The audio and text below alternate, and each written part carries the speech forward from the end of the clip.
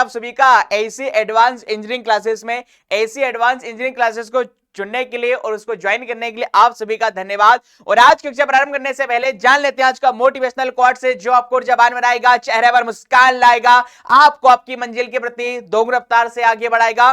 तो क्या आज का मोटिवेशनल कोट्स कि कल जो अस्त हुआ था आज वह फिर उदय हुआ है। जी हां, कल जो अस्त हुआ था आज वह फिर उदय हुआ है और सबक जीवन का सिखलाए, जो घबराया नहीं वह विजय हुआ है, जो घबराया नहीं जो विजय हुआ है। जी हां, तो इस जवान संदेश के साथ मैं संदीप गौर आप सभी का स्वागत करते हैं आज के अपने जानदार शानदार सेशन का आगाज करता हूं। और आज इस कंप्यूटर की श्रृंखला में, इस सीरीज में एक नवीन चैप्टर की शुरुआत करने वाले हैं जिसका नाम है इनपुट आउटपुट डिवाइसेस। जी हाँ, तो आपके वनडे एग्जाम के लिए काफी महत्वपूर्ण टॉपिक है। कई सारे क्वेश्चंस यहां से आपके पूछे जाते हैं। किन किन प्रकार के क्वेश्चन यहां से बनेंगे, इनपुट डिवाइसेस क्या होती हैं, आउटपुट डिवाइस क्या होती है, व्हाट आर इट्स फंक्शन, इसकी यूटिलिटी क्या है, इसका इंपॉर्टेंस क्या है, वो सब कुछ आज के हमारे सेशन में देखने वाले हैं। चलिए, तो सबसे पहले यदि हम बात करें यहां पर इनपुट डिवाइसेस की, तो यहां पर देखिए कुछ पिक्चर्स आप देख पा रहे हैं जो आपकी डिस्प्ले स्क्रीन पर हैं।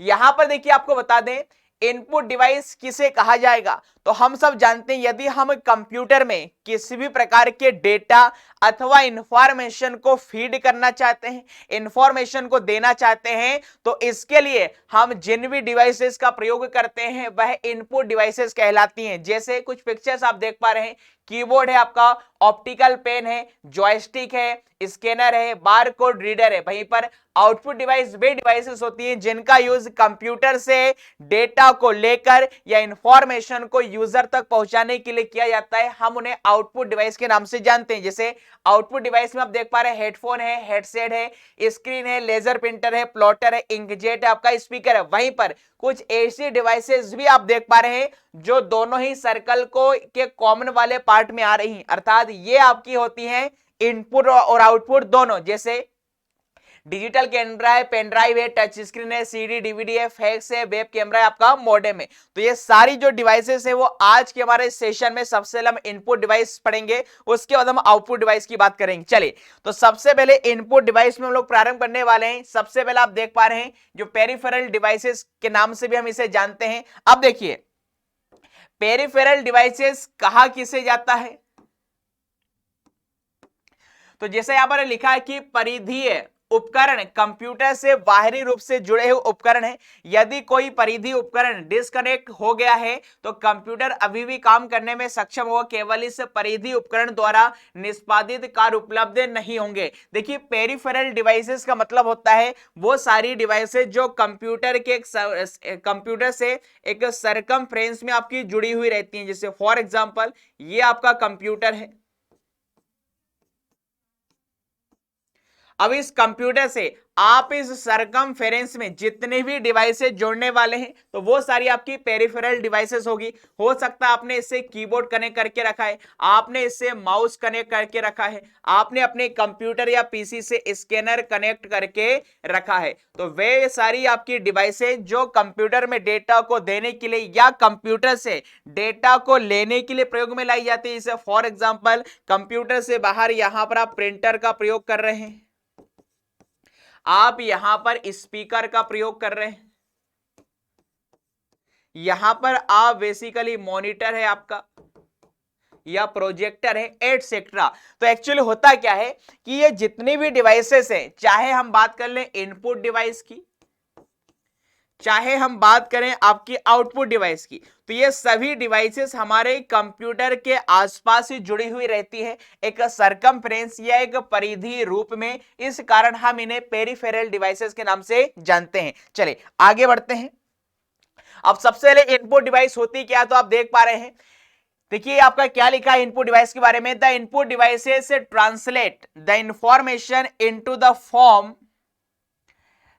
Form understandable bye computer. अर्थात इनपुट डिवाइसेस जो भी कंप्यूटर में डेटा दिया जाता है उसे कंप्यूटर के समझने योग्य रूप में उसे क्या करती हैं, ट्रांसलेट करती हैं। इवन फॉर एग्जांपल यदि मुझे कंप्यूटर को कोई भी डेटा कोई इंफॉर्मेशन देना है तो ऐसा तो होगा नहीं कि आपने इंफॉर्मेशन या डेटा को हाथ में ले लिया और कंप्यूटर को दे दिया, ले मर पढ़, तो वो पढ़ने वाला है क्या? नहीं। मेरा कहने का ये हुआ, यदि मुझे कंप्यूटर से कम्युनिकेट करना है तो मुझे कुछ डिवाइसेस की आवश्यकता होती जिनके माध्यम से मैं इजीली उस इंफॉर्मेशन को, उस डेटा को, उस सूचना को कंप्यूटर में दे सकता हूं। और जो भी डिवाइसेस इस प्रकार में यूजर की मदद करती हैं वो इनपुट डिवाइस के नाम से जानी जाती है। जैसे सबसे पहले यदि हम बात करें यहां पर कीबोर्ड की, देखिए कीबोर्ड आप सभी ने देखा भी होगा, अभी कुछ देर पहले ही मैंने आपको इसकी तस्वीर बताई थी। यहां पर आप देख पा रहे हैं ये आपका कीबोर्ड बना हुआ है आपका, ठीक है।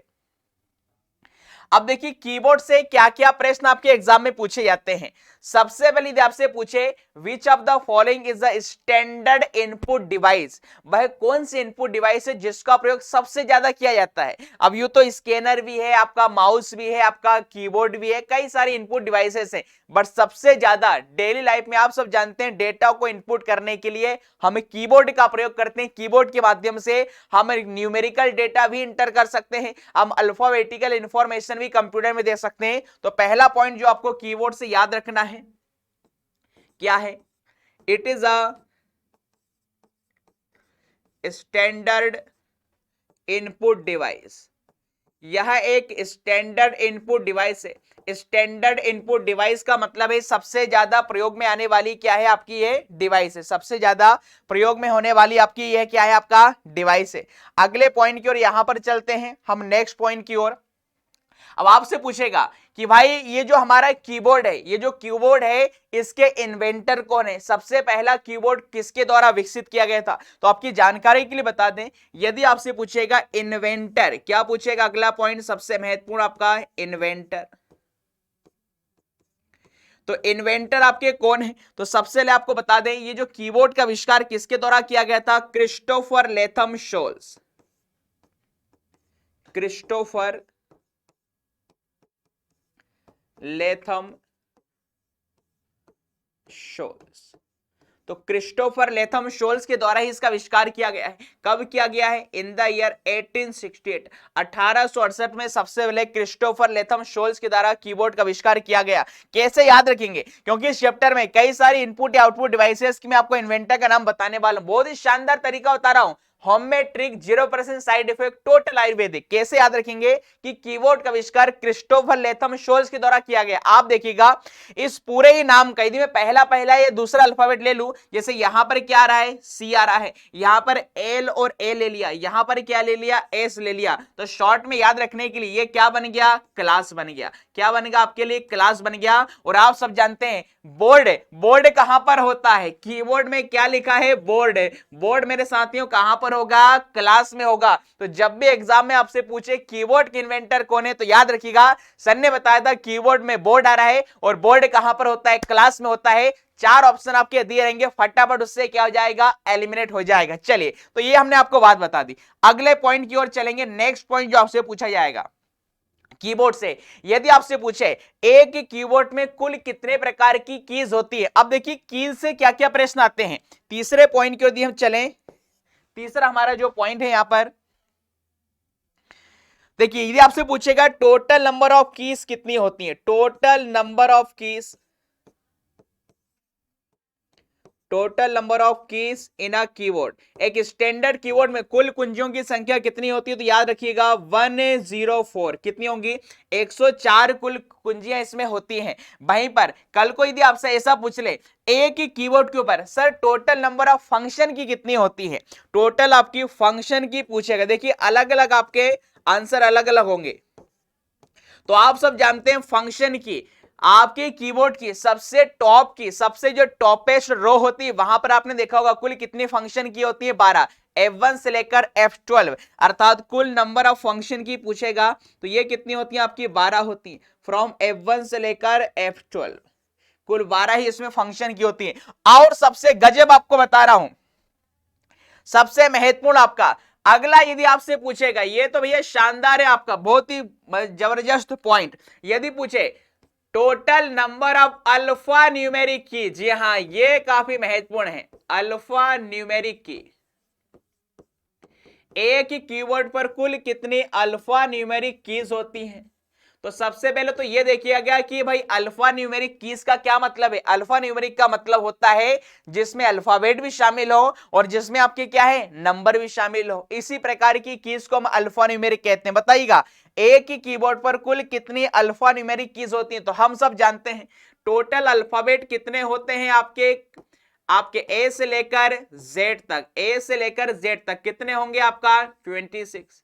नंबर कितने होते हैं? तो आप जब जानते हैं नंबर कितने होते हैं 0 से 9, कितने होते हैं 0 से 9, टोटल कितने हो गए आपके 10 हो गए। अब आपसे क्या पूछा गया टोटल अल्फा न्यूमेरिक की है, अर्थात 26 आपका ये हो गया अल्फाबेट और 10 आपके नंबर हो गए, तो टोटल आंसर कितना आएगा इसका 36 आएगा। This is the most important, क्या है मोस्ट इंपोर्टेंट पॉइंट, याद रखेंगे। एक ही कीवर्ड पर कुल 104 कुंजियां होती हैं, फंक्शन की कितनी होती हैं 12 होती हैं। अल्फा न्यूमेरिक की पूछेगा तो कितनी होती है आपकी 36 होती है। कई बार पूछा गया है लार्जेस्ट की ऑन अ कीबोर्ड, एक कीबोर्ड पर सबसे लार्जेस्ट या सबसे बड़ी की कौन सी होती है? तो हम सब जानते हैं क्या होती है स्पेस बार होती है मेरे लाडलो। अगला पॉइंट क्या लिखेंगे लार्जेस्ट की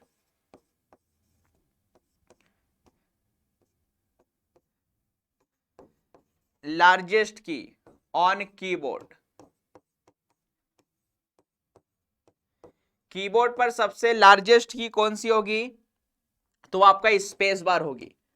अब चूंकि स्पेस बार हमें बार बार स्पेस की आवश्यकता होती है, दोनों ही हाथों के हम लोग यहां पर जो थंब है आपका हमारा जो अंगूठा है उससे हमें बार बार स्पेस देने की आवश्यकता होती है, उसलिए क्या उससे बड़ा बनाया गया। यदि बताइए छोटा सा स्पेस बार बना देते तो बताइए कैसे ऐसे करते, दिक्कत होती है आपकी टाइपिंग में, है ना। तो इसलिए याद रखिएगा स्पेस बार जो होगी आपकी सबसे बड़ी की होती है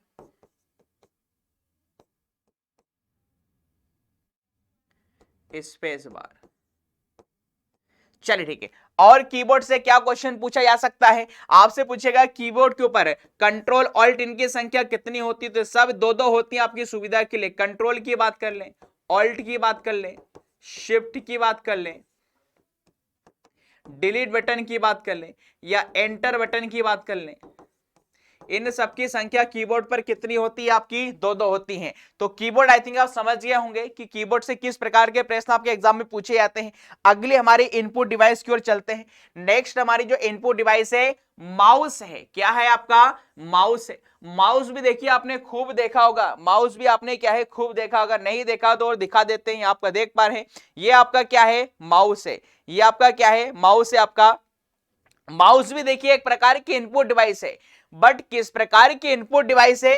तो यह एक प्रकार की पॉइंटिंग डिवाइस है। इसे क्या बोला जाता है पॉइंटिंग डिवाइस कहा जाता है। इनपुट डिवाइस तो है पर इनपुट डिवाइस में जो कैटेगरी इसकी मानी जाती है वह क्या है आपकी पॉइंटिंग डिवाइस। बात करें सर पॉइंटिंग डिवाइस का क्या मतलब होता है? ऐसी कोई भी डिवाइस जो किसी भी स्क्रीन पर या हमारे सिस्टम या कंप्यूटर की स्क्रीन पर जो कर्सर होता है, कर्सर के मूवमेंट को कंट्रोल करने के लिए, कर्सर के मूवमेंट को कंट्रोल करने के लिए किसका प्रयोग किया जाता है? माउस का प्रयोग किया जाता है। डेफिनेशन आप देखेंगे mouse is the most popular pointing device. देखिए मोस्ट पॉपुलर या स्टैंडर्ड इनपुट डिवाइस पूछेगा तो कीबोर्ड है, और मोस्ट पॉपुलर या स्टैंडर्ड इनपुट डिवाइस पूछेगा क्योंकि इनपुट डिवाइस में भी आपका माउस भी आता है, ट्रैक बॉल भी आता है, जॉयस्टिक भी आता है, बट सबसे ज्यादा स्टैंडर्ड पॉइंटिंग डिवाइस कौन सी है? माउस। क्या लिखा है? एंड कर्सर कंट्रोल डिवाइस भी से कहते हैं। Having a small palm size box with a round wall, its base which sends the movement of mouse and sends corresponding signals to CPU when the mouse button are pressed। मतलब जब भी हम mouse की button को press करते हैं तो computer तक सिग्नल्स आपकी इंफॉर्मेशन जाती है और किसी भी प्रकार के ऑब्जेक्ट अथवा आइकन को ड्रैग एंड ड्रॉप करने के लिए किसका प्रयोग किया जाता है? माउस का प्रयोग किया जाता है। तो क्या लिखेंगे इसका प्रयोग क्यों होता है? Drag and drop any object oblique icon. पहला है आपका पॉइंटिंग डिवाइस, दूसरा है आपका इसका प्रयोग ड्रैग एंड ड्रॉप करने के लिए किया जाता है। यदि आपसे पूछे एक माउस में कितने प्रकार की बटन होती है? तो 3 बटन होती हैं एक माउस के ऊपर, जिसे हम एलसीआर के नाम से जानते हैं। एलसीआर का मतलब है लेफ्ट, सेंटर, और इसे सेंटर बटन का अन्य नाम क्या है? तो स्क्रॉल बटन भी कहा जाएगा। इसे क्या कहा जाता है? स्क्रॉल बटन भी कहा जाता है।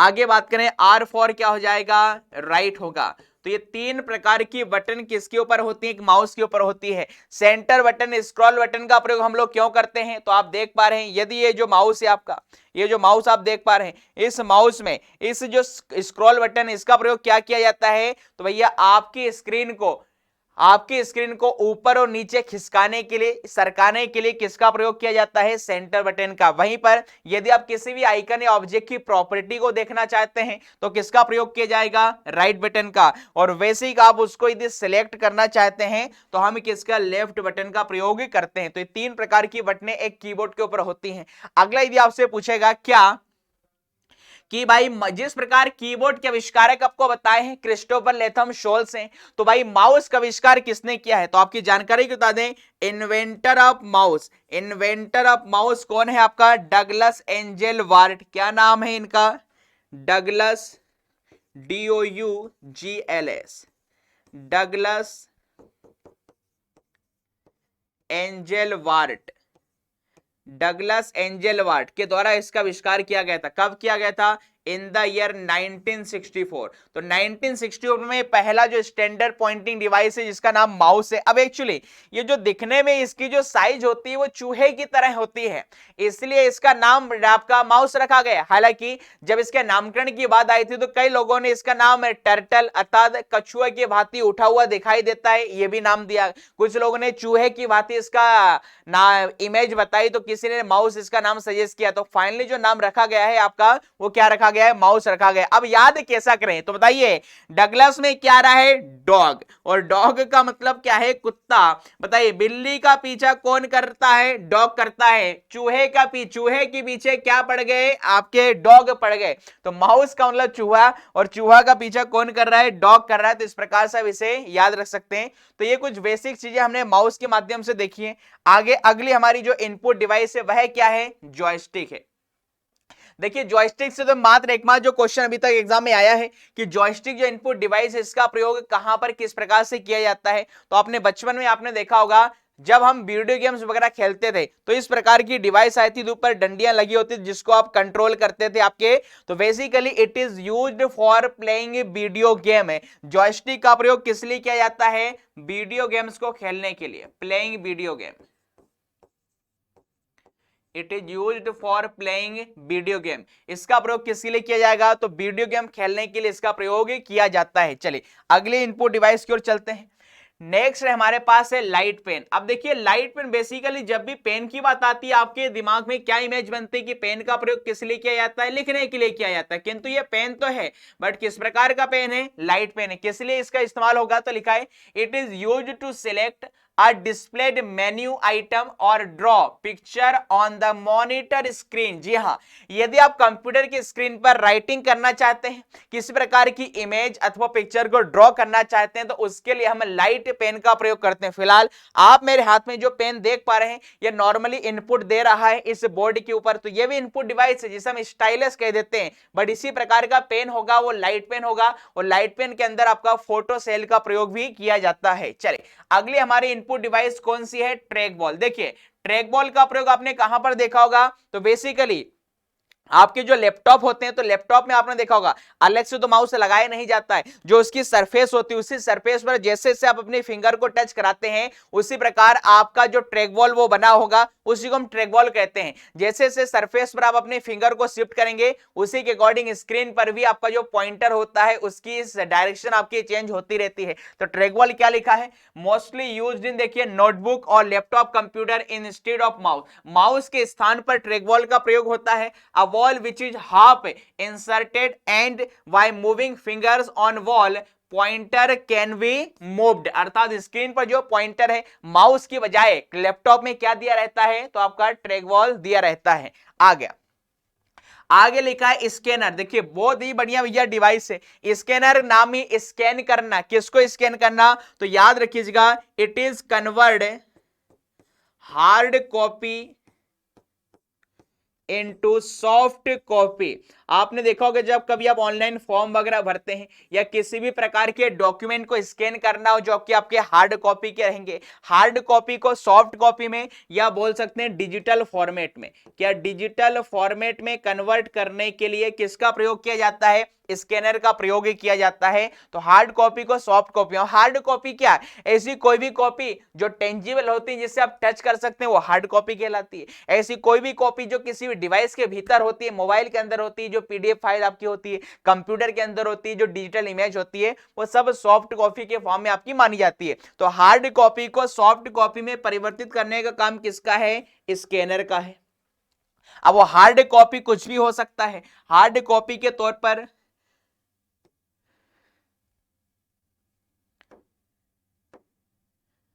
हार्ड कॉपी के तौर पर वह क्या हो सकता है? कोई टेक्स्ट हो सकता है, कोई इमेज हो सकती है, कोई पिक्चर हो सकती है,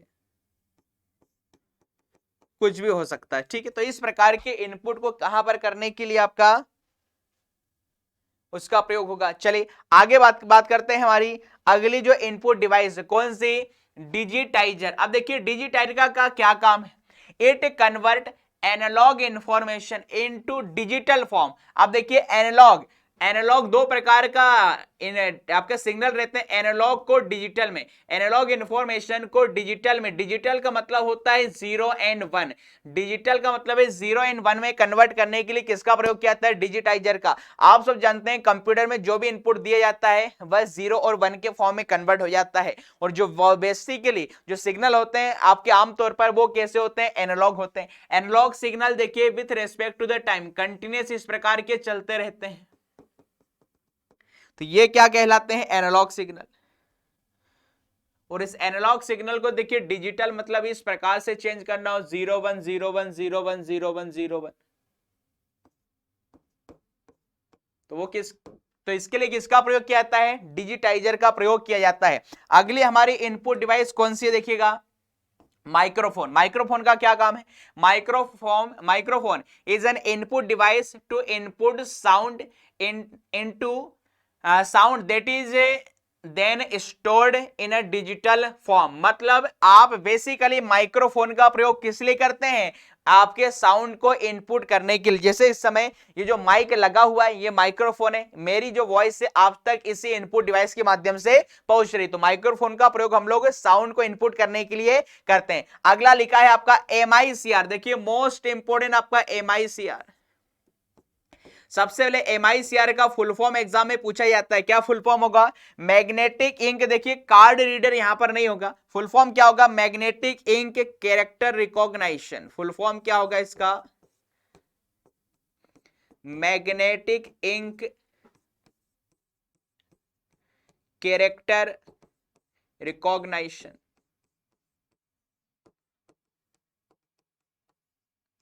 ठीक है, इंग्लिश हिंदी में कहते हैं चुंबकीय स्याही अक्षर पहचान। हालांकि आवश्यकता नहीं है आपका, बट फिर भी यदि आप हिंदी में इसका फुल फॉर्म चाहते हैं तो क्या होगा? चुंबकीय स्याही अक्षर पहचान। तो नाम से स्पष्ट है, ऐसी डिवाइस जहां पर कैरेक्टर अथवा अक्षरों को पहचानने के लिए किस प्रकार की स्याही का प्रयोग किया जाता है? मैग्नेटिक इंक का। और मैग्नेटिक इंक के तौर पर किसका प्रयोग होता है इसमें? आयरन ऑक्साइड का। किसका प्रयोग किया जाता है? आयरन ऑक्साइड का। अब सर ये किस प्रकार की इनपुट डिवाइस है? तो देखिए MICR का प्रयोग बेसिकली बैंकों में आपने देखा होगा, बैंकों के जो चेक होते हैं वो आयरन ऑक्साइड की मदद से लिखे जाते हैं। आपने देखा होगा नीचे को जो नंबर लिखे जाते हैं, तो बैंक का जो भी आप जिस भी अकाउंट होल्डर का नाम है, किस बैंक में उसका खाता है, किस शहर का वो ब्रांच है, उसका सिटी कोड क्या है, सब कुछ। तो बेसिकली बैंकों के चेक ड्राफ्ट को पढ़ने के लिए किसका प्रयोग किया जाता है? MICR का, क्योंकि उसमें कई सारी कॉन्फिडेंशियल इंफॉर्मेशन वगैरह रहती है, तो प्राइवेसी के चलते उस सभी इंफॉर्मेशन को जिस डिवाइस से बैंकों में पढ़ा जाता है वह कौन सी होती है? MICR। लिखा है MICR input device is generally used in bank because of a large number of cheque to be processed every day. बैंकों में दिन भर हजारों चेक आपके प्रोसेस होते हैं, तो लगातार सभी चेकों को पहले पढ़ा जाता है MICR से, फिर फर्दर आगे उसे क्या किया जाता है? भेजा जाता है आपकी ट्रांजैक्शन के लिए। आगे चलिए, अगली हमारी इनपुट डिवाइस कौन सी है? अगला है आपके पास, आपकी देखिए ओसीआर, ऑप्टिकल कैरेक्टर रीडर। जी हां, ओसीआर इज वेरी होशियार। अब ऐसा क्यों मैं बोल रहा हूं? ओसीआर देखिए एक्चुअली होता क्या है, किसी भी इमेज के ऊपर यदि कोई भी टेक्स्ट लिखा हुआ है, उस टेक्स्ट के माध्यम से गूगल पर आप उसको सर्च करना चाहते हैं तो आप ओसीआर से कर सकते हैं। सिंपल कहूं यार, डेली लाइफ में हमारे मोबाइल का जो गूगल लेंस होता है वह गूगल लेंस ओसीआर ही होता है। देखिए क्या लिखा है, OCR scan a text optically, pen change कर लेते हैं, OCR scan text optically character by character, convert them into a machine readable code and store the text on the system memory। अर्थात आपके जो OCR है वो आपके टेक्स्ट को क्या करता है, स्कैन करता है और मेरे दोस्तों उससे संबंधित चीजों को कन्वर्ट करके सर्च करके आपके कंप्यूटर में क्या कर देता है, फीड कर देता है। तो OCR का प्रयोग बेसिकली टेक्स्ट को पढ़ने के लिए किया जाता है, किसी भी इमेज के ऊपर टेक्स्ट से को पढ़ने के लिए किया जाता है। अगला क्या लिखा है आपका, बीसीआर। अगली आपकी इनपुट डिवाइस क्या है, बीसीआर। अब देखिए बीसीआर का फुल फॉर्म ही आपसे पूछा जाएगा एग्जाम में, तो क्या होता है, बार कोड रीडर। अब बार कोड रीडर का काम किस लिए किया जाता है, तो भैया बार कोड को पढ़ने के लिए। सर बार कोड किसे कहा जाता है, तो आपने देखा होगा किसी भी प्रोडक्ट के ऊपर इस प्रकार की वर्टिकली आपने ब्लैक लाइंस देखी होंगी। इन ब्लैक लाइंस में कई सारी इंफॉर्मेशन होती है। इससे कई बार आपने देखा होगा मॉल वगैरह में आप जाते हैं तो शॉपिंग वगैरह करते हैं, हर एक प्रोडक्ट के ऊपर इस प्रकार का बार कोड लगा होता है जिसमें कंपनी का नाम, प्रोडक्ट का नाम, उसकी कॉस्ट, उसकी मैन्युफैक्चर एंड डेट, वो सब कुछ इंफॉर्मेशन रहती है। तो दुकानदार क्या करेगा, शॉपकीपर क्या करेगा, आजकल तो आपने देखा होगा इतने स्मार्ट बारकोड रीडर आ गए हैं कि वो काउंटर में फिट करते हैं, जैसे सामान के ऊपर उसको ले आता है, टैग करके बोलेगा, टैग करके बोलते हैं और ऑटोमेटिक चीजें कंप्यूटर की स्क्रीन पर उसकी कास्ट, कीमत, प्रोडक्ट का नाम सब कुछ आ जाता है। तो वो वहां पर क्या है, तो बेसिकली क्या लिखा है इसके बारे में, a device used for reading bar-coded data in a form of light and dark line. Bar-coded data is generally used in labeling goods, numbering the books। ठीक है, अगला क्या लिखा है, OMR। अगली हमारी इनपुट डिवाइस क्या है आपका, OMR। तो OMR का फुल फॉर्म आपसे पूछा जाएगा। OMR का फुल फॉर्म क्या होता है, ऑप्टिकल मार्क रीडर। क्या होगा, ऑप्टिकल मार्क रीडर। मतलब आपने देखा होगा आजकल तो हालांकि ऑनलाइन एग्जाम होते हैं, बट कई बड़े बड़े एग्जाम जैसे यूपीएससी, एमपीपीएससी, स्टेट पीएससी के एग्जाम या कई सारे सेंट्रल के एग्जाम आपके आज भी ऑफलाइन होते हैं। तो वहां पर ऑफलाइन एग्जाम में आपके जो क्वेश्चंस के जो आंसर आप जिस ववल में गोले से भरते हैं, कौन सी सीट पर, OMR शीट पर। अर्थात आपकी OMR शीट को इवैल्यूएट करने के लिए, उसके मूल्यांकन करने के लिए, उसको चेक करने के लिए एक डिवाइस आती है जिसे हम क्या बोलते हैं, ऑप्टिकल मार्क रीडर। क्या लिखा है, a special type of optical scanner used to recognize the type of mark made by pen और पेंसिल। पेन या पेंसिल से आपने देखा होगा इस प्रकार की आपकी OMR शीट होती है जिसमें आपके 4 ऑप्शन दिए रहते हैं। अब इस ऑप्शन में से, इन ऑप्शन में से आपने कौन सा टिक किया है और उसकी आंसर की भी उसमें अपलोड कर दी जाती है, कौन सा सही है कौन सा गलत है। तो उसको चेक करने के लिए किसका प्रयोग किया जाता है, या OMR का प्रयोग किया जाता है, ऑप्टिकल मार्क रीडर का। तो इसी के साथ हमारे इनपुट डिवाइस वाला जो चैप्टर था ये आपका समाप्त हुआ है। मिलते हैं अगले सेशन में, तब तक के लिए खुश रहिए, मस्त रहिए, स्वस्थ रहिए, व्यस्त रहिए। थैंक यू, जय Hind, have a good day.